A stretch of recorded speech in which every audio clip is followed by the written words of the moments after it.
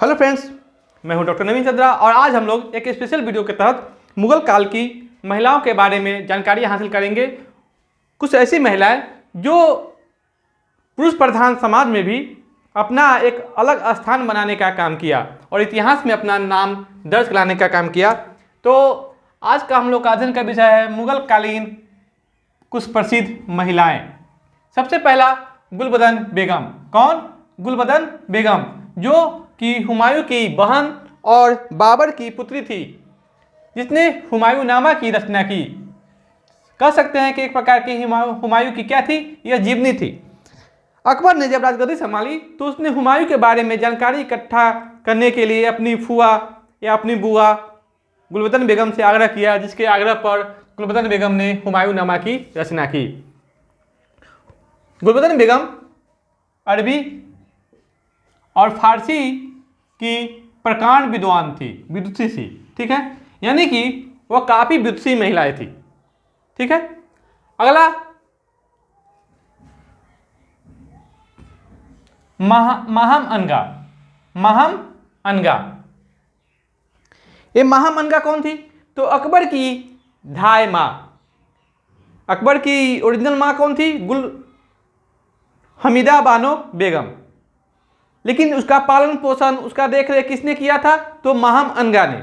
इसलिए अकबर अपनी धाय माँ माहम अनगा के ज़्यादा क्लोज था। ठीक है, जो कि मुगल काल की पहली और अंतिम महिला प्रधानमंत्री बनने का काम करेगी।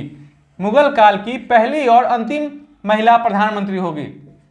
ठीक है, यही नहीं, वह 2 वर्षों तक 1560 से 62 ईस्वी तक, यानी लगभग 2 वर्षों तक पेटीकोट या पर्दा शासन की संचालक करता रही। यानी कि अकबर ने 2 वर्षों तक अपने धाय माँ माहम अनगा के अंडर में ही शासन कार्य किया, जिसे इतिहासकार पेटीकोट या पर्दा शासन भी कहता है। क्यों? क्योंकि यह हरम दल के द्वारा चलाया गया शासन कार्य था। अकबर उसके अधीन ही शासन कार्य चलाने का काम करता था। ठीक है, माहम अनगा यही नहीं, उसने हुमायूं के साथ मिलकर, माहम अनगा हुमायूं के साथ मिलकर दिल्ली में मदरसा-ए बेगम की भी स्थापना की थी।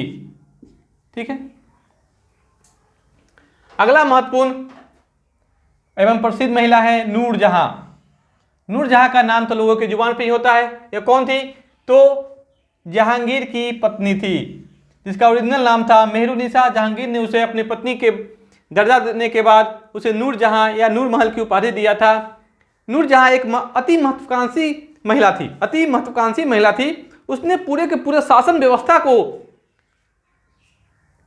क्या किया? अपने शासन व्यवस्था का संचालन किया।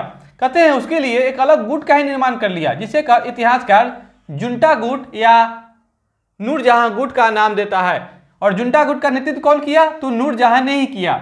देख रहे हैं ना, शासन कार्य में जहांगीर के साथ वह बराबर हिस्सा में भाग लिया। देख रहे हैं, बराबर हिस्सा में भाग लिया। और यही नहीं, वह काफी कलाकार भी थी, इसलिए उसने अनेक श्रृंगार प्रसाधनों एवं जेवरातों, ज्वेलरी में सुरुचिपूर्ण परिवर्तन किए। देख रहे हैं ना, माने कि ज्वेलरी की डिजाइन करने में और श्रृंगार प्रसाधनों के डिजाइन करने में भी काफी महत्वपूर्ण रुचि रखती थी। उसमें निपुणता हासिल थी नूरजहां को। अगला महत्वपूर्ण है मुमताज महल। मुमताज महल, ये मुमताज महल कौन थी? तो इसका ओरिजिनल नाम है अर्जुमंद बानो बेगम, जिसकी शादी शाहजहां से होगी। शाहजहां ने उसे मुमताज महल की उपाधि दी थी। यह शाहजहां की प्रिय पत्नी थी।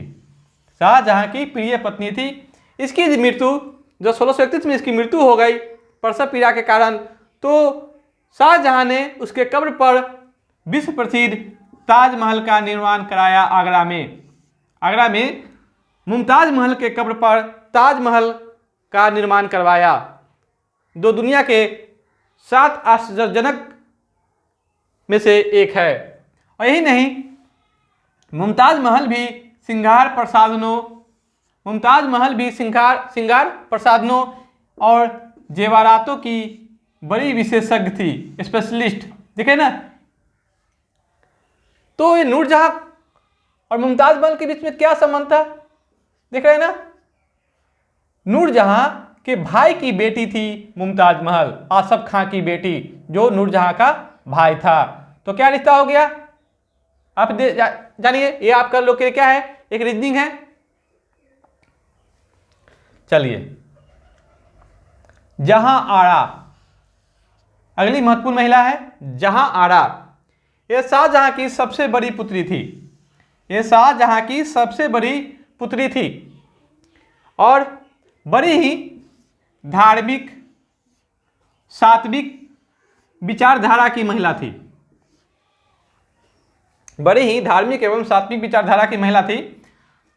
शाहजहां के बीमार पड़ने की खबर ने उनके 4 पुत्रों के बीच में उत्तराधिकार युद्ध शुरू हो गया। तो उत्तराधिकार युद्ध में जहां आरा ने अपने बड़े भाई दारा शिकोह का पक्ष लिया था, दारा शिकोह का पक्ष लिया था। सूफी मत के कादरी सिलसिले से यह प्रभावित थी, सूफी मत के यह कादरी सिलसिले से प्रभावित थी। यही नहीं, शाहजहां को जब बंदी बनाया गया तो बंदी के समय में भी जहां आरा शाहजहां के साथ थी, जहां आरा शाहजहां के साथ थी। और यही नहीं, जहां आरा ने दिल्ली के जामा मस्जिद का निर्माण करने में भी महत्वपूर्ण भूमिका का निर्वाह किया। क्या थी, क्या, जामा मस्जिद।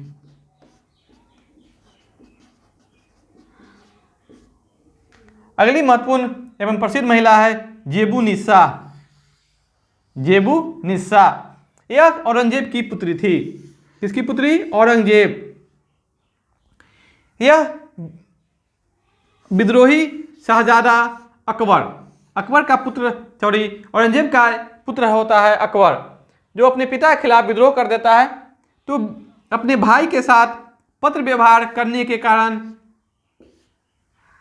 अपने विद्रोही भाई अकबर से पत्र व्यवहार करने के कारण औरंगजेब ने 1679 ईस्वी में उसे निर्वासित कर दिल्ली भेज दिया। कहाँ भेज दिया, दिल्ली भेज दिया, जहाँ पर उसने बैतुल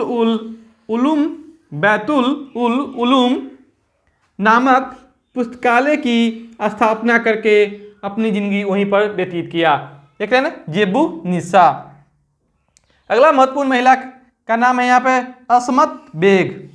असमत बेग कौन थी, तो ये नूरजहां की माँ, जहांगीर की सास और मुमताज महल की क्या थी, नानी।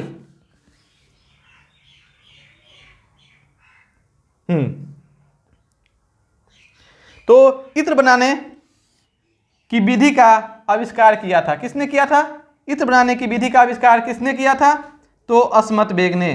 परफ्यूम खोज की शुरुआत, इसने गुलाब से इत्र बनाने की तकनीक खोजी थी। ये कौन थी, नूरजहां की मां थी।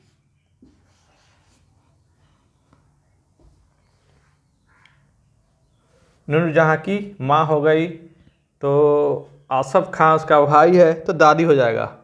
मुमताज महल की दादी होगी, सॉरी, मुमताज महल की ये दादी होगी। अगली महत्वपूर्ण महिला है हमीदा बानो बेगम। मैंने इसे नीचा इसलिए लिखा है क्योंकि ये इतिहास में काफ़ी कम ही इसका वर्णन मिलता है, लेकिन हमीदा बानो बेगम का प्रभाव अकबर पे काफ़ी पड़ता है, जिसके कारण अकबर का जो विचार है हिंदू के प्रति सहिष्णु बन जाता है। ये अकबर की क्या थी, माँ थी। ठीक है, अकबर के ऊपर हमीदा बानो बेगम का भी प्रभाव पड़ेगा।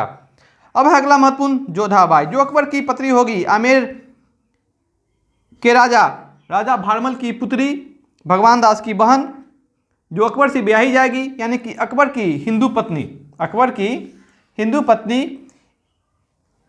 होने के कारण ही अकबर पर,